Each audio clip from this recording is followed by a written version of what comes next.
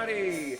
Welcome to Charmed Persons and welcome to Meet the Persons. I'm Zach, and this is wonderful Matt Schwartzwalder. Whoa. You've been seeing a lot of Matt this month for the March Madness that's been going around. It's been going around. It's been going around. Have you participated in actual March Madness at all? No, I'm preoccupied with March Madness. Yeah, I don't blame you. That's good. That's a good answer. I have, and I guessed every single thing, and I'm currently fourth in my company's bracket of like 130 people. Literally guessed on everything. That's the thing. It doesn't matter. It could be anything. It doesn't matter at That's all. the beautiful part about brackets. I picked Duke to win, and I was like, I think Duke won when I was like in high school.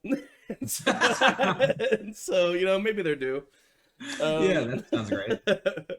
But yeah, so Matt is one of our cast members, obviously, as well as a DM who has DM'd me and DM'd multiple one-shots. And this is our show, Meet the Persons, where we just kind of chat with each other and chat with our castmates and kind of get to know everybody on a bit of a nerdier, deeper level. Yeah, this Sunday will be a continuation of Erubrian in Campaign 1. And then this Monday will be our day off because we just had March Madness this past Monday. So I guess this is technically the last day of March Madness. But that's the thing about March Madness. It's so crazy. It continues into April. Yeah, it's a mindset rather than a time frame. Yeah, exactly. I like the chocolate on my teeth. So good. Anyway, so Matt. Hello. Hello. So I met you here in Chicago through a mutual friend at a party. Yep. At a Halloween party. Yes, I remember this party so vividly. It's crazy. It's kind of crazy because I do too. I was the Mountain from Game of Thrones. Yep. And at this one, were you a jock? I was Zombie jock? I believe I was Skater Boy. Oh yes, Skater Boy. That's right, Skater Boy. Made famous by the song Skater Boy. but dead though, right? No, the next day I think we went to another Halloween party and I was Dead Jock. Okay, cool. So Dead Jock did exist. Dead Jock. I've got range. Yeah, of course you do. Yeah. Hey, come back into existence. Hey, it's me. I'm here. Oh, okay. Hey. Yeah. So we met there. And I think I just drunkenly, somehow we found out that we were both into D&D. You cornered me in the kitchen. That does not surprise me. I'm sure our mutual friend was like, yeah, he's kind of a nerd. I think he knows D&D. And I was like, and just ran. Yep. Yeah. And so we connected on that pretty immediately. And I just invited you to play with us this one random time, and you just trusted me. You were just like, yeah, I don't really know this guy, but sure. I'll show for a D&D game. I liked your vibe at the beginning, and I was looking to play, and I felt honored that you asked me to play. Yeah, and man, thank God I did. I'm now, closer with you than I was our mutual friend that I met you through. So. That's just the way life is. So that's how we met, and that's how Charmed Persons met. Matt has then been in various campaigns that I've DM'd and has also DM'd me in multiple things. And we've also been players together. We've run the gambit. But with all that being said, how did you get into Dungeons and Dragons yourself? Yes. So I remember I think 2016, I was sitting on my couch with my old roommate, and we were watching the show Harmon Quest. Do you know that show? Oh yeah, I know Harmon Quest. Yeah, great. It immediately spoke to me. My old roommate was he was making cartoons at the time, so there's like an animated part of that show. Yeah. And I was doing a lot of improv, and I was like, "Oh, you're making up stories," and we both looked at each other. We got to do this. Yeah. So we got a bunch of friends together, and I DM'd a first session like a week later. Wow. And there was 10 players. Your first session as a DM where there was 10 players? Yeah, and it was a disaster. It was absolutely a disaster. I didn't know the rules at all. It turns out that Harmon Quest doesn't really follow the rules of D&D very closely. I was just completely winging it. No Wow, one knew what that's was happening. so daunting. But I remember there was one moment where there was a player who a little bit more of a quiet person, but in the moment was role playing, which is, it was fun for me to see. And Of like course, yeah. made a joke about his, from his character's point of view, and I was like, that's cool. I don't know, that's really cool. I was No, just, like, from that yeah. moment I was into it. Yeah, I mean that's like, when I in the Rubrican campaigns and stuff, and like when I give out DM inspiration, it's almost always for role playing moments, because those are the moments that I as a DM love so much, because it's like, it is like, there's no way talking around it. Like, it's just like, you created this world, like you created the world, you created the situation, and like that's a friend that you have who, like, so you share part of your soul with that person through a friendship, and that person, through their own intuition and their own motivation, like discovers a cool moment and adds to your world and Mm. interacts with it in a way that's like, oh man, that's just so cool. Yeah, it's such a so fun coul DM moment too, to be like, Yeah. oh, I created this world and people are interacting with it. Yeah. Cool. Exactly. And they seem to like this part, or Yeah, sometimes yeah. not like this part. That's okay too. But no, Um, that's so cool. God, when was your first like normal DM? Like, that's not normal. Like, that's yeah, crazy. so I think maybe just a couple weeks later, we narrowed it down from 10 to 6, I believe. You cut. You had a We cut off some fat, I think. No, I'm so sorry, but you have not been chosen for the second session. Yeah, No. the tribe has spoken. We had a ceremony. Yeah. I've never spoken to them again. Yeah, hey, you gotta do what you gotta do. Yeah, and then since that moment, I've basically DM'd like at least once a week with mostly those people for like 6 years. Yeah, that's crazy. Yeah, that's one thing that I've always been jealous of you about, is that even though you and me have been playing D&D quite a bit together recently, that uh you've still had that committed game. I mean, you've had this whole time. Yeah, I feel very lucky. It's a hard thing to come by. Yeah, 6 years. I mean, you had barely. That means like when we first played D&D together, you were like still pretty new to D&D then, I guess. Yeah, the first time I played in one of your games was the first time I was ever a player. No way. Is that true? Yep, absolutely true. Wow. That's just so crazy. And it really makes sense. Um, Learning about this makes some of the decisions that you make a lot of sense. Uh, like knowing the fact that your introduction to D&D was through Harmon Quest, definitely like a lot of your characters and like decisions and stuff. I get that now. It's so funny to think that like because I also started DMing through a show, Critical Role, which we talked about on my episode. And it's so funny to think that we both just like, because I feel like it's got to be rare for someone to just read the Dungeon Master's book and then run a campaign. You know what I mean? Like, it's like you either gotta play it, or you gotta see it, or you gotta watch it. Because like when I heard about D&D, because obviously, I mean, it's been around, like I knew it was a thing. I mean, I very stereotypically pictured, like a bunch of dweebs who like didn't understand social cues playing in a basement somewhere, like, and that was ignorant of me and took me some time to unlearn. But like, did you ever have an interest in it, and it was just something that like, or like, did you just never even hear of it, or did you have any like preconceived notions of D&D? Yeah, I don't think, I mean, I never once had a chance, I don't believe, to ever play in high school or college.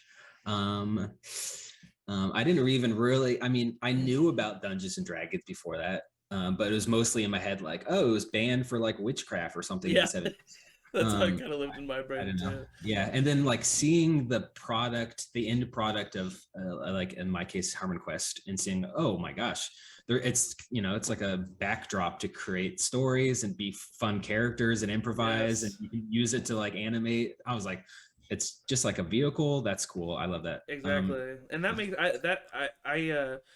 that makes our connection make more sense too, because we both seems like, correct me if I'm wrong, but it seems like we were both really drawn to the story aspect and like making a Yes. story with your friends, and like that's the Yes. thing that we were drawn to, because both Yes. shows have that. Critical Role has a cast of friends who just started doing this. The Harmon people, they're all Yeah. friends. They all work Yeah. together in multiple ways. So like, Oh yeah, the story aspect definitely. Like I love that I can like talk to. There's like 4 people I can talk to about this one specific moment in this one campaign, and we can bond over that moment. That was in the moment. We did yes. it. No, and talk about it to other people. Like, who cares? Yeah. You don't know. Yeah, you weren't there. It's like a cool club. It's Yeah, fun. no, it's so cool. And honestly, it's like, I don't know, you try to describe to people that like an amazing moment in D&D feels just as exhilarating and awesome as watching like a made you gasp moment in Game of Thrones. If not more so, because you're the one that created it.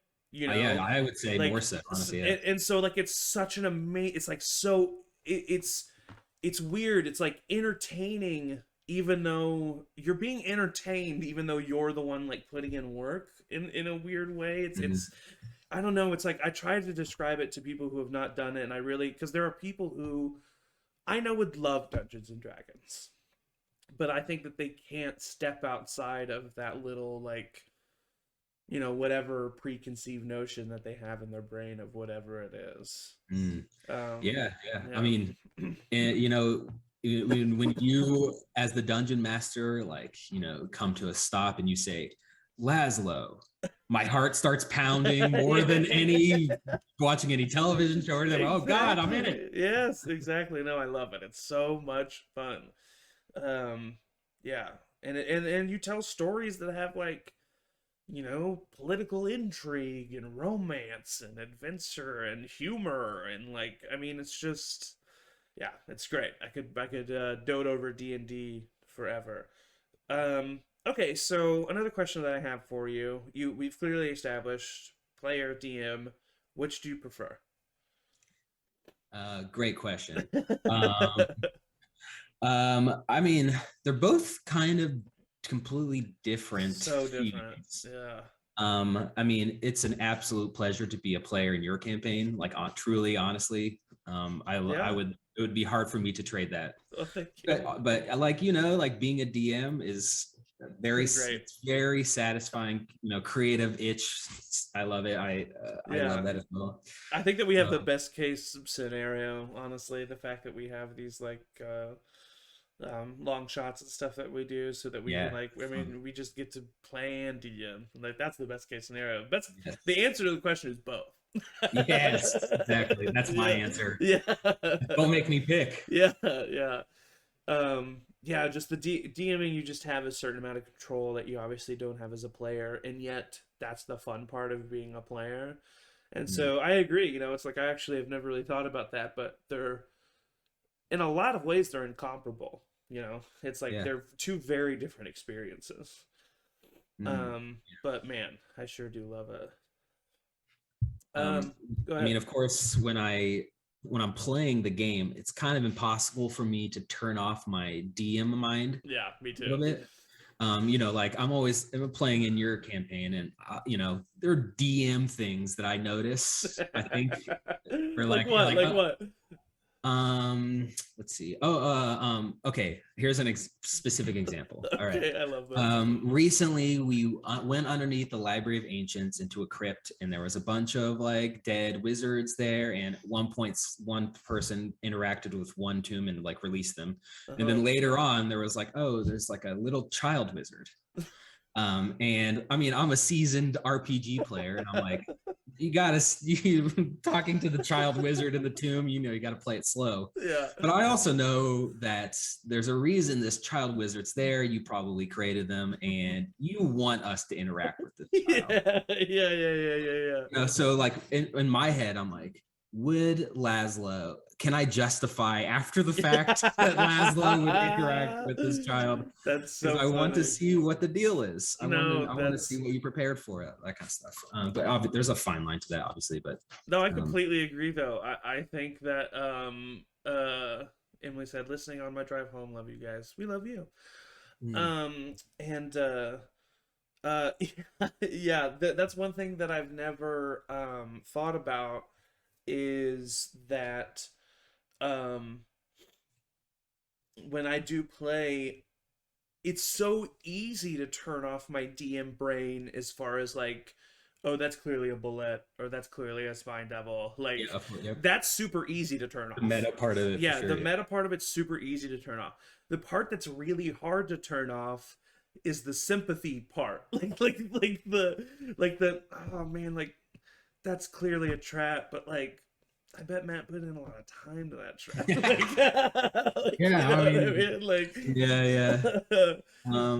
Yeah, it is hard to turn off that like fellow DM, like, oh man, but I bet something cool is over there or something like that. But then you also, like, we could be thinking that, and then the person DMing could be like, please don't go over there. Please don't go over there. I don't know why I just said that. I don't know why I just said that. Oh yeah. That's happened to me before. For sure. I'm like improvising what's in a room. Like, I don't know, there's a big dresser there that's slightly open. And they're like, oh, we're going to go through that. I'm like, oh God, what's in this dresser? I don't know. Why wasn't it just closed? It was closed. Sorry, when you get up to it, it was actually closed. Yeah, no, I completely agree. That's so funny. I think that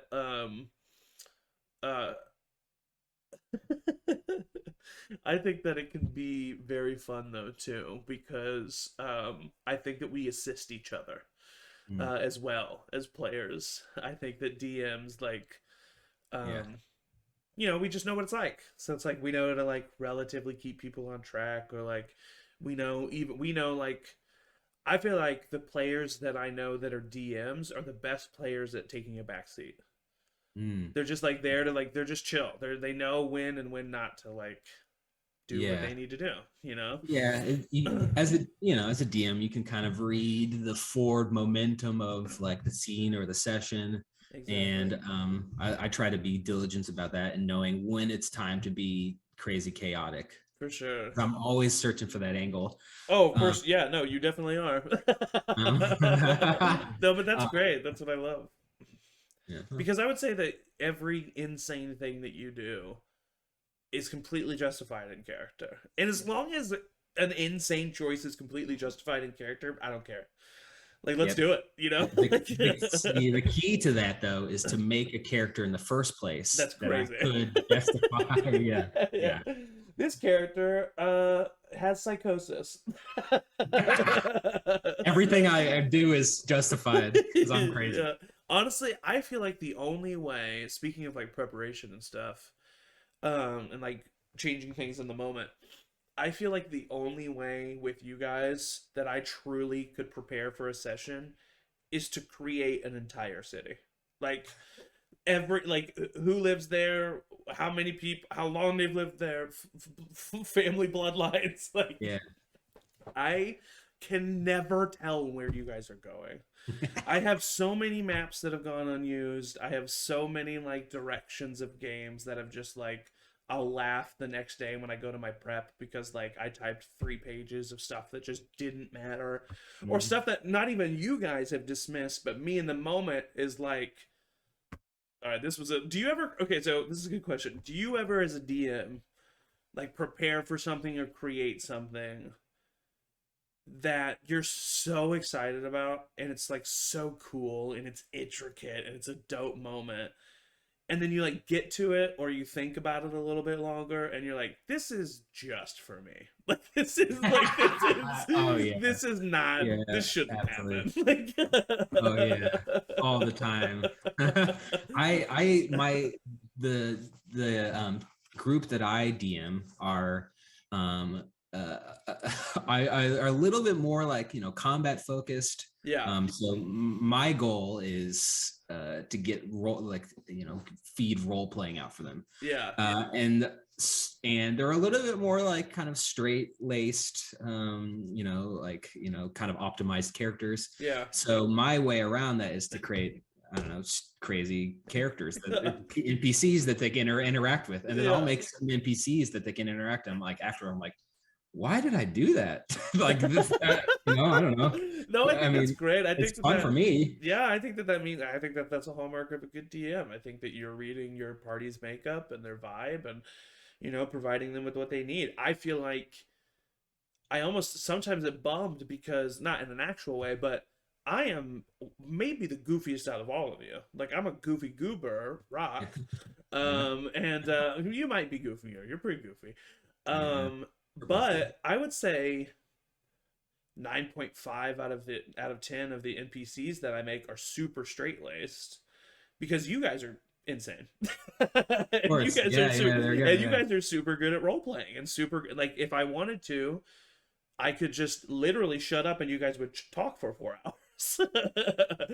Which is great. I think that that's amazing. And so, yeah, I as a DM kind of like bring you guys that like bring you back down to earth, and like, kind of ground you in that way. And I think that that's great. You just gotta, as a DM and as a D&D group as a whole, like, you just got to be able to like fit the vibe, and regarding Harmon's Quest and Critical Role and even our group, like, it's just so about the group. Like, if you and I would have watched a group of friends play D&D who like maybe weren't as into it, or like maybe weren't, I don't know, like didn't have the, like, we were both introduced to it because we saw people who got along with each other and who were all on the same page and knew what they wanted to do.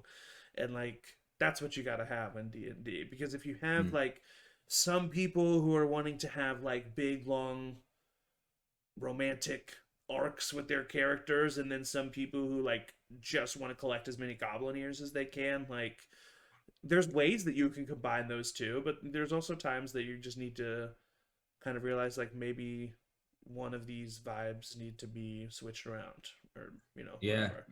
I mean, that's why D&D is obviously so different than a lot of games, or at least not just D&D but tabletop RPGs, because there's no way to play it. There's no right way to play it. There's really, like, the rules aren't even really there for you to totally follow. It's just like a framework. So that's an important part of it, is kind of setting expectations that I feel like maybe it goes missed, just because it's not just, you're not just playing with your PCs, there's human beings too. Exactly, who have real lives and real life stressors and stuff like that.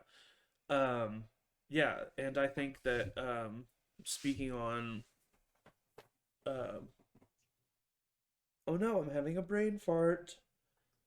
We were talking about matching the groups, matching the vibes, and then I wanted to mention something about our group, and I can't remember what it was. It's gone. Forever away. Yeah. I was trying to think of a way to remind you, but I didn't. For some reason, I kept in my head. I was like, say the word yellow. I don't know why. What if that reminded me somehow? I don't think it was. Yellow is an evocative word. I don't know. Yeah, it is evocative. Yellow is an evocative color. So yeah, it's all about finding a group, being on the same page. Which I'm very excited for this campaign too, because even though I feel like we've had like session 0-ish discussions before campaigns, it'll be nice to have a truly like a conversation completely about the campaign, but like not in character, not about the story, like literally just about the like world and like how you're gonna interact with it and stuff like that.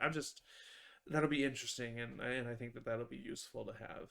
And I'm excited. I'm excited. I love the I can already tell you've put a lot of thought into it. You've built the world. You're excited about it, which makes me as a player excited about it. I'm pumped. Yeah, me too. And you should be pumped too. So speaking of our games and what we're doing, Speak of the Devil, it's kind of how you're referring to this current campaign that we're doing. You mentioned something very briefly off camera that I think everybody else kind of swept under the rug, but I wanted to dive into a little bit with this, which was you didn't expect it to be as goofy goober as it was. Uh, Yeah. and so, or you expected us to be goofy goober, but maybe not yourself as much. So I'm interested to hear you speak on that. Yes. So let's see. My concept of the campaign was like, because it's a short, campaign. Mm-hmm. It's like, what's a good analogy? It's like the wasabi to your sushi roll campaign. It's like, it's on the side. Yeah, It got kind a of little kick enhances. to it. Yeah, Yeah, yeah, you don't want to eat too much of it, but yeah. it's there for if you need it. Yeah, yeah, Just kind of like a palate cleanser. That was my and I was debating long shot. Like, I think it's a good way to represent different types of game systems, perhaps. yes, yes.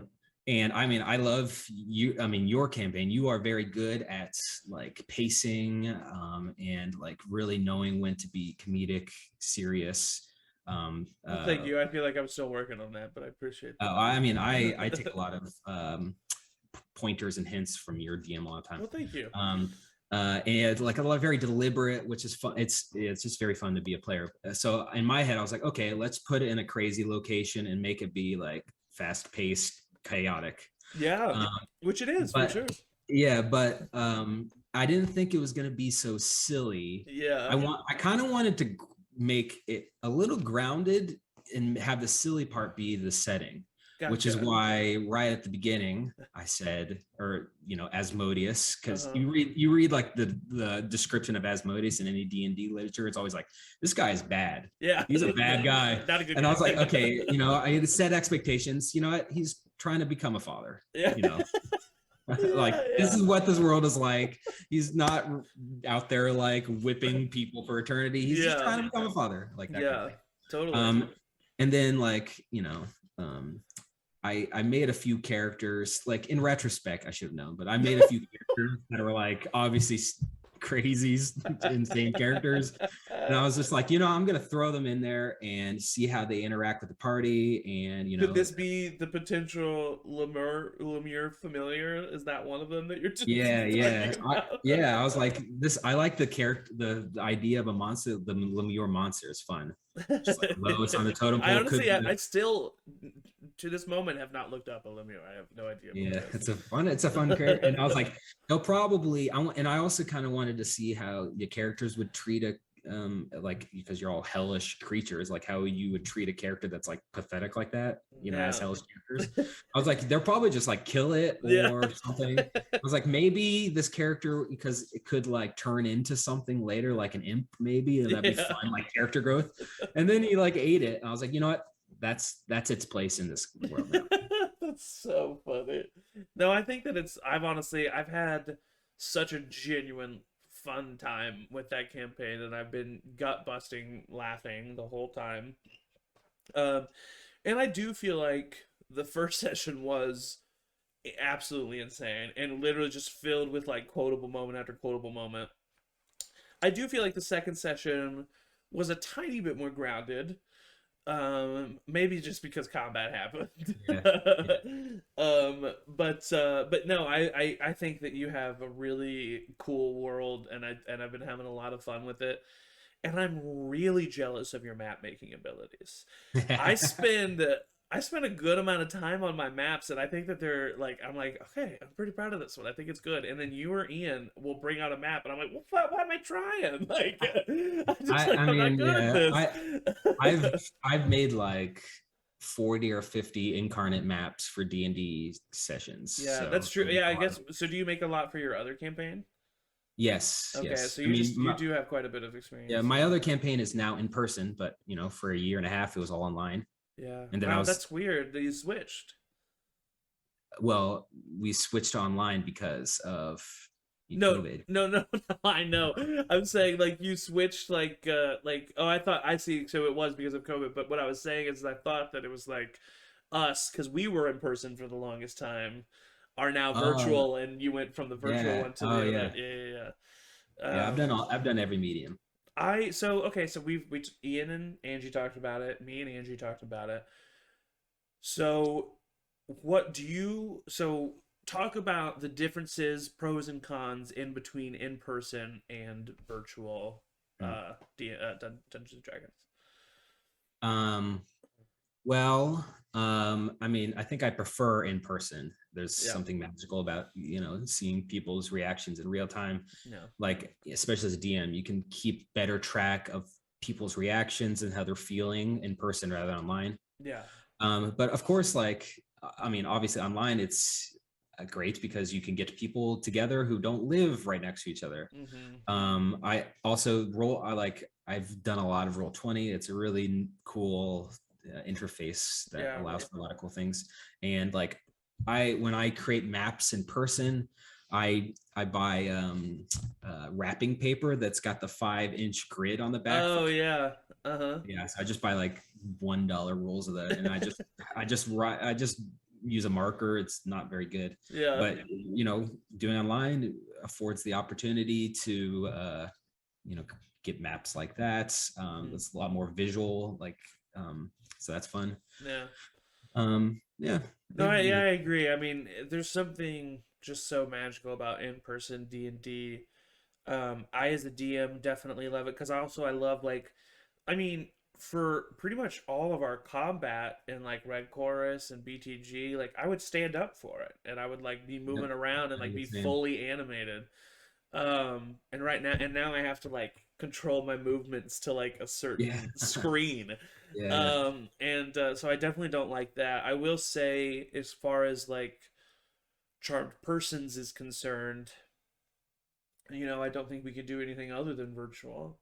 At least not for a while. You would need like at minimum like 5 cameras and yeah. like a bunch of different mics and stuff like that. So I am thankful for it, and I'm thankful. Honestly, I feel like I need to have like a little one-on-one coaching session with you teaching me how to do some of this stuff in Roll20 because um, I do know some of it, but you're definitely more experienced in it than me. And there's so many cool things. Like I've started experimenting with like the lighting stuff, Mhm.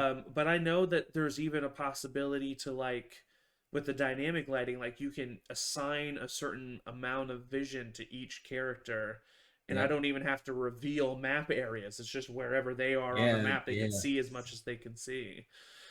Yeah, So which you is can so you can cool. like, I did a like some sessions where they were exploring a cave, and Yeah. each token you can like equip them with like 30 feet of light because a character had a torch that they kept bringing out and in. So I would just, and then like on their screen they can only see that 30 That's foot. so cool. Oh I yeah. love that. So yeah, I want to do more stuff like that and um yeah, and just have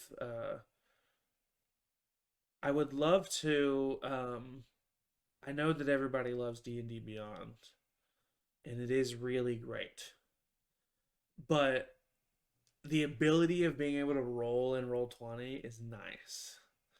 Yeah, Um I always roll in Roll20 just I know because, you do. Yeah. mostly just because that's what I know is the character sheet interface in Roll20. I use all the time. Yeah, and we could show um it to the audience too, which would be cool. Like we could have a yeah, specific like yeah. just a roll like a or like that shows the most recent like rolls Yeah. um because um I loved the turn because basically I love the turn order thing that you had. That was so yeah, nice, being able to yeah. show everybody the turn order and knowing that I was coming up and stuff like that was really nice. But and I can do that without having everybody's. I know that I can do that without everybody manually rolling initiative. But it would just be 10 times easier because I think in Roll20 if you roll initiative, it just Yep. goes into the turn If you order. click on the token and you open up its character sheet, roll to go straight into the turn order. Technology, man, Technology. crazy. So, Technology is crazy. so maybe Matt can show me some Roll20 tricks. But if you want to see some of them in action, check out the VOD of this last Monday's session, and check out future sessions of the March Madness campaign. The next one being April 9th, I believe. Let me check. Just to clarify. Yes. No, April 11th. April I have no 11th. idea. It's April 11th. It's April 11th. It's a Monday. Yeah, it's a Monday. It is a Monday. So are there any questions or anything that you want to talk about before we like start to wrap? Yes. Yeah, okay. I am curious about your DM prep. Like Okay. exactly how you prep for like a session. Are you like, do you have paragraphs of notes? Are you just like bullet points? Or are you just like, I have nothing in front of me, I just need to focus? What is your Okay, so yeah, I'll let you a little bit on some BTS. Not the K-pop band, behind the scenes. Um, okay, now that makes more sense. um, yeah, so when I create a campaign, for some reason it's much easier for me to start with the world. So Ooh, I make the world, I make the map, I make the places of the world, and then I go, okay, what's going on in here? Like what's going on in this world? okay. That's like making this a thing. So that's how I come up with like the story. And then this time I'm really like trying to get your guys' backstories in as early as possible so that I can like really let those inform kind of like the campaign arcs and stuff as well. Um, but as far as session by session is concerned, um, I have multiple tabs that I always pull up. So I have this Excel that is just world info. It's has multiple tabs, a tab per continent, and each tab has like major cities, who are the major players in those cities, and then what are the like buildings and stuff, and like Hmm. prominent and like short brief descriptions on people who might be there. Just like, do you, what do you write about the people? Do you write like, this person is the mayor and they have a gruff voice and they hate people? Like, what Yeah, are you? literally, like so, like for here, you know what? Let me bring it up. I'll give you a description for somebody that I have. Um, this is I feel so vulnerable in this moment. I'm letting in on so many secrets. So this Rubrian world info that I have a continent for each, or a tab for each continent, like I said, and then like the cities and kingdoms within those. And then it'll say, so like for the Council of Stagham, it says, you know, Caldwell Fletcher, middle-aged human, Baxter Cotter, younger halfling man. Like, so for like those people who are like people who you'll probably just see, maybe talk to, maybe, those are the kind of notes that I give. Someone who I think you're actually gonna like run into. So let's say Lake Peak, for instance. So in Lake Peak, there's this here, what is it? The Brass Lake Tavern, right? There was a place that you went to. I describe it as a rowdy tavern in the dock district that usual citizens go to party and relax. Then I say stuff that's going on in there. Then I talk about the owner, and the Brass Lake Tavern is owned by George, the orc, who has a southern accent, being from Stagham. His father owns the Brass Tavern in Stagham. He wanted to start his own. So, like, just kind of like, because, you know, you guys do tend to talk to, like, the owners of places often. And so Yeah. if someone owns a place, I tend to, I'll say their race, I'll say, or species, as I'm trying to start calling it now, I'll say their species. I'll say, if I do have like an inflection, like a southern accent, I'll say like southern. I don't have many, so I'll say like southern, Cockney, proper British, uh, Australian, Irish, Scottish, um, vague Eastern Europe, vague Russian, like you know, and Yeah. I'll just say that. And then I'll say like something very brief about them. So like their dream, basically. Because I feel like if I know a person, what they do in their life, what their motivation is for their life, I'll be able to. I'm looking. Oh, I realize that now I'm looking at you over here, because this is taking over my screen. I'll be able to adapt and like change with the moment. If I know just those core things, I Yeah, can exactly. interact with anything. Yeah. So Um, you would know how they would interact in a specific scenario. And that's what you need to know. exactly. Yeah. Like You know their motivations and like where they're from. You know, like if someone came up to them and like, I don't know, slapped them on stage, how they would react. exactly, exactly. Yeah, and being, you know, tavern owner, the son of another tavern owner, and from a son, he'd probably punch him right back. Yeah, You he's been know, there before. Yeah. and that's what I know because of that. No, for sure. And so that's what I have as far as like that world. So that's up all the time because I once again I never know where you guys are gonna run into. And even though I have like tons of stuff, you guys still go to places that I'm not prepared for. So I have that open, and then I have currently for campaign for the Arubrian campaign. I have for some reason I don't know why I do it this way, and I'm changing it for campaign 2. So I'll be interested to see what happens. But I have one document that I have used for the planning and notes for uh, this entire campaign. Um, so it is loading into Google Docs right now. Just like a run on of thoughts about every session. It's just session 1, session 2, session 3, session 4. And it shows, and well, I'll tell you what I put in each one. But right now, I can tell you it is 65 pages. Let me find out how many words it is. 65 pages and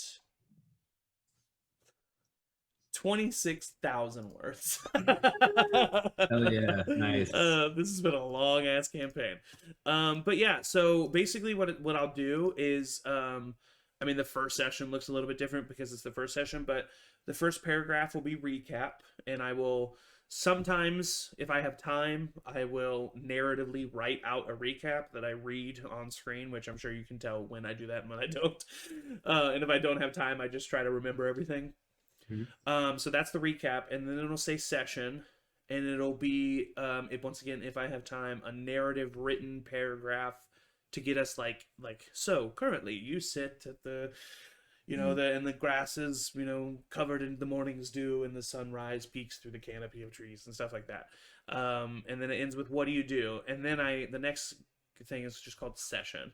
I list everything. It usually starts with like, if party does this, this will happen. If party does this, this will happen. If party does this, this will happen. And those are how it's like framed, but depending on which one, it will change their like length and like what's involved. So for instance, when you woke up after killing the 2 dragons in the jungle, you guys were debating whether you just go straight to Lake Peak and the frost and the cold slab, or if you went back to Faluin. So my notes for that session would say, if the party goes back to Faluin, this, and this, and this will happen. If they go back to cold slab, this, and this will happen. And I just hope that if an option is chose other than those options, that the world is established enough, which is once again why I feel like the world is so important, that I'll be able to kind of just adapt and move things around. Yeah. And then overarching, I have just a document where I have the arcs planned out. And so like, and how those would go into each other. So like, for instance,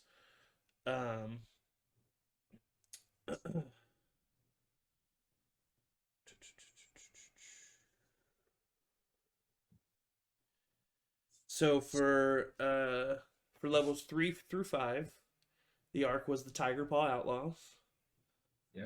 This is what I have written down for these. I'm going to be interested to see this. They are a group of bandits currently terrorizing Northern Ara. They are made out of mostly were people. Nice. So that didn't end up happening. They ended up being mostly tabaxis. Levels 5 through 7, the arc was titled the Emerald Union. They are a public organization made up of magic users that vow to use their magic to benefit all of Erubrian. However, they also believe that the industrial inventions of the time are going to be trouble and bring ultimate destruction. So behind the scenes, they terrorize and blame the non-magic users when really it's them, and they will be behind whatever happens to the party in the first session. So that kind of ended up being true. I ended up making it just a one guy thing rather than a whole organization thing. And then levels 7 through 10, Shar's Dragon. After the Dragon Wars, Shar took some of them under her rule and helped cultivate a leader through one of them, an ancient red dragon made even powerful. Other lesser dragons work for him. Very Chroma Conclave. Nice. And that kind of ended up happening. I still used the dragons, but the way they came about was different.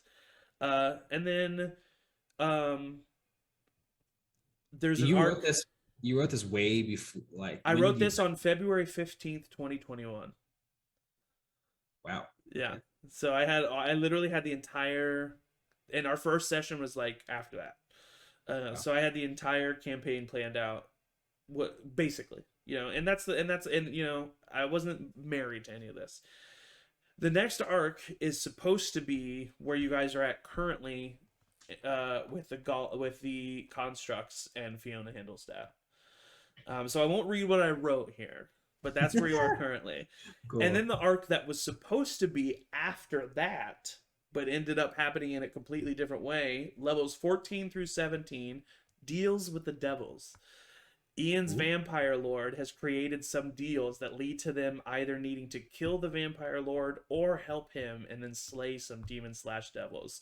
So I originally thought that Yeah. Demetrius was never going to be bad, and that you guys were just going to like basically go to the hells, like go to the nine hells, Ah, and like cool. do like basically an arc down there. But I like what ended up happening better. uh Yeah, that was, yeah. yeah. Could have been fun the other way. I probably definitely would have been, but yeah, I like the way it shook out. Yeah, because it allowed for like, um I don't know, it just allowed for cool party moments. And then the Yeah. last arc is something that I won't say because it's still planned, and Mm, it's gonna be shorter, but it is still planned. exciting. That was a very long answer, That but was, that's kind you of what made my it prep. fascinating. Yeah, that's what Thank my you. prep looks like. Yeah. But basically, I feel, and then there are some sessions genuinely where I will write one sentence, and I'll be like, and it'll be like the session where, hmm, trying to think of one, like especially sessions where it's like we started right before a big combat. Okay. It's like there's no prep that I need to do for that session. Yeah. It's the combat. That's what's going to happen in Yeah. that session. Yeah. But yeah, sometimes because one, I just want to really be open to whatever you guys want to do. So yeah, I feel like if I have the world established as thoroughly as I do with like that Excel and those tabs and stuff, and if I have the ability given to me through my improv training of like honing in very quickly on a character's wants and desires, then I can kind of I don't really need to do much prep. Yeah. That's my philosophy. I Yeah. feel like Same. if you know the world and you know the world events and you know what's going on despite your party's like even outside of your party's activities, like what's still going on in the world, if Yeah. you know all of that, then whatever your party decides to do, you can, you know, Yeah. react with. Yeah. I always like I will know what the campaign would be if the party never did anything. Like I know Yeah. the like NPCs, what they'll accomplish, what they'll do. Exactly. And Yeah. the fun part of the way that helps me is to know like, oh, I know what they're trying to accomplish, but also leaves room for intervention from the Exactly. players, obviously. So and since I know what the NPCs are trying to accomplish, I can figure out how they would react to the players. Yeah. Like, And then it's fun, like figuring out the butterfly effect and like what that affects yeah, later down in the future. One of my favorite things as a DM is giving you all something tiny and subtle in like one session that then comes to fruition in this like big crazy twist reveal like 10 sessions down the road. Like that is so much fun for me as a yeah. DM. Oh yeah. Yeah. My a lot of my DMing style is I prepare like beforehand and then I don't know, mostly just improvise a lot and Yeah. then cut the session off at the end and then I spend a week thinking, okay, how can I fix this? Yeah. Literally every night before I go to sleep, that's when I do genuinely, that is when I do most of my prep for sessions. Yeah, Like most of the I go on actual long walks. mental work, you Yeah. know? Yeah, I find like for some reason I just really struggle falling to sleep sometimes. Yeah. And so I'll just lay there and I find if I focus on one thing that it like makes it a little bit easier. And so there one, I'm constantly thinking about it, and then I usually dream about it and I come up with ideas. But that also does lead to nights where I'm messaging you guys at 5 o'clock in the morning because I've gone down a path where I just like got lost in my brain and do a bunch of stuff. But that's okay too. So yeah, I go on long walks and then think about the campaign and all the characters over and over and over again in my head. I do this for everything I in my love life. that. Yeah, And yeah. then, like my Super prep, healthy. yeah, it's like basically my prep for like the first session of the Devil campaign was, or was extensive, but I barely had anything written down. Yeah. It was all in my head because I Yeah, had see, gone that's over it another. in my head Yes, yes. I'm so hundreds of glad to times. hear you say that because I do. A lot of the times, a lot of the prep is just in my brain. Like I just like know what's gonna happen and I know where it's to go. And so Yeah. like, but I would feel like embarrassed if someone were to be like, for some reason, be like, "Let me see your notes for this session," Yeah. and then it's Yeah. just me being like, I don't Yeah, know. you don't need that for sure. No. Do you a DM prep technique that I've used somewhat recently that's really helped me is there's a person named Sly Flourish, I believe. I don't know, just like in the D&D world I found, and they have a thing called the art of lazy DMing. Okay. And all right, let me. There's like 6 little small categories that I'll write down for each session. Not very much stuff that helps me prepare. Well, really quick, let me go over it. Yeah, please. First section is review characters. So before most of the sessions, I'll write down all the PC names and like where they are currently. Yeah. Like, Okay. oh, this person is like just talked to a devil or something, Yeah. and What their is like side feeling. quests are. Yeah, like Yeah. what I think that their character would be feeling. Yeah. And that's review characters, just like a sentence or just a word for each character. Yeah. And then the second category, create a strong start. I just think like, what is the first thing that happens in the session, whether it's combat or like a dream sequence or just the description of the aftermath of something. Just want to make Yeah. that.